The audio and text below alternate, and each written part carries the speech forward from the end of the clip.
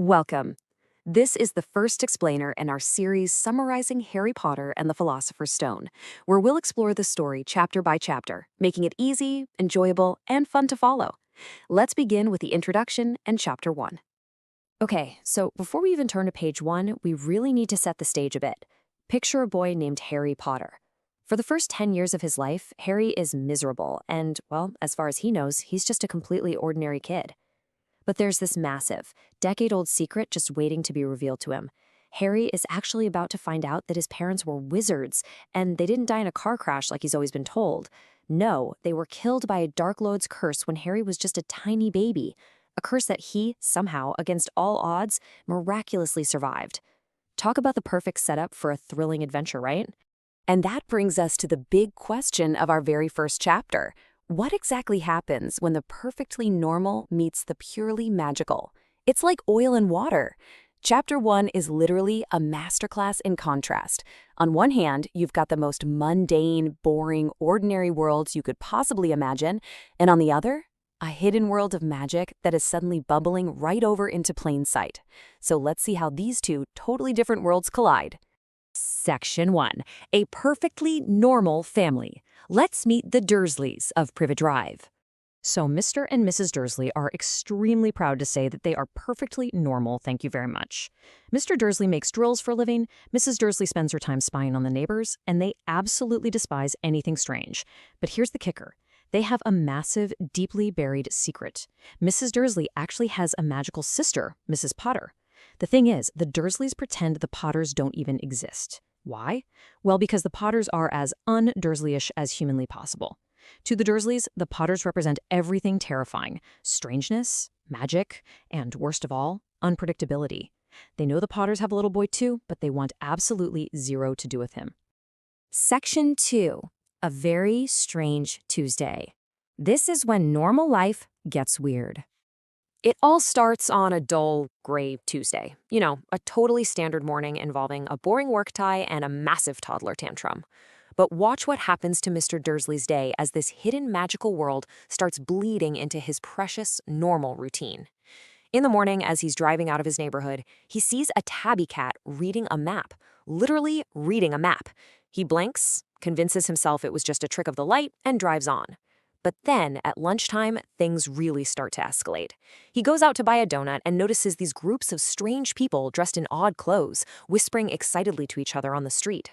By the afternoon, right as he's leaving work, a tiny old man in a brightly colored outfit bumps right into him, gives him a huge hug, and rejoices that someone called you-know-who is finally gone.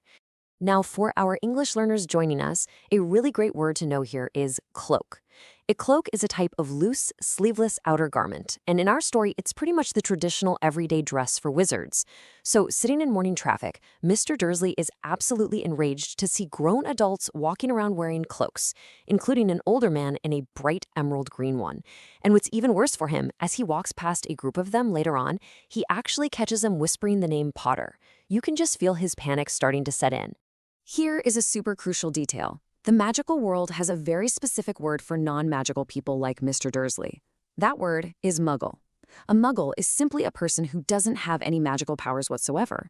When that tiny old man in the violet cloak hugs Mr. Dursley in the afternoon, he actually squeaks with joy, telling him that even muggles like himself should be celebrating on this happy, happy day.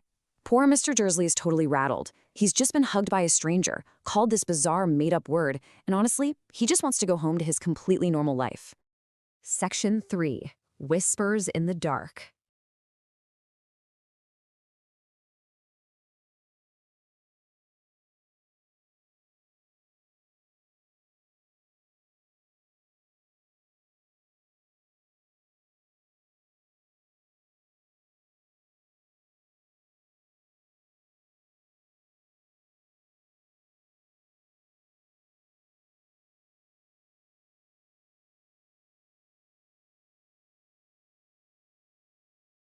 The magical world celebrates.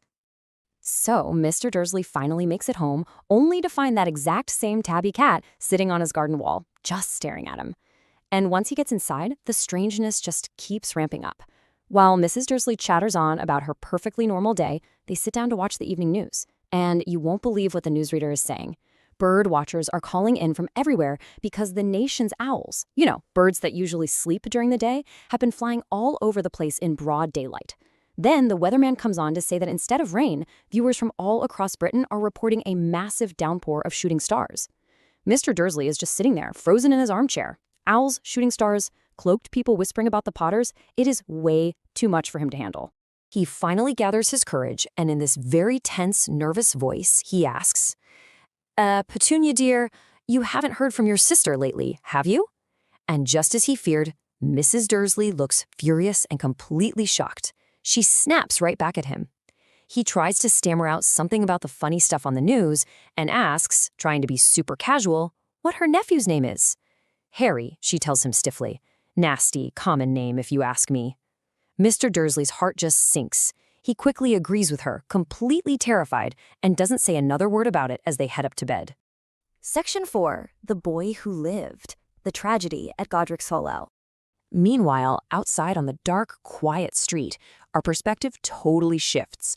A mysterious, silver-haired man named Professor Dumbledore just appears out of nowhere, meeting up with a very stern woman named Professor McGonagall. She's breathless, talking a mile a minute about rumors regarding someone she calls you-know-who. For our learners, you-know-who refers to a dark wizard named Voldemort. See, he is so evil and so deeply feared by the magical community that people are actually terrified to even speak his real name. But Dumbledore?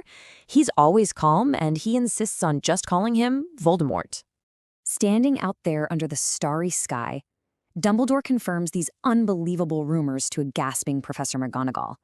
The tragic truth is that Voldemort went to a village called Godric's Hollow. He found Lily and James Potter, Mrs. Dursley's sister and her husband, and he killed them. Then he tried to turn his wand on their 1-year-old son, Harry.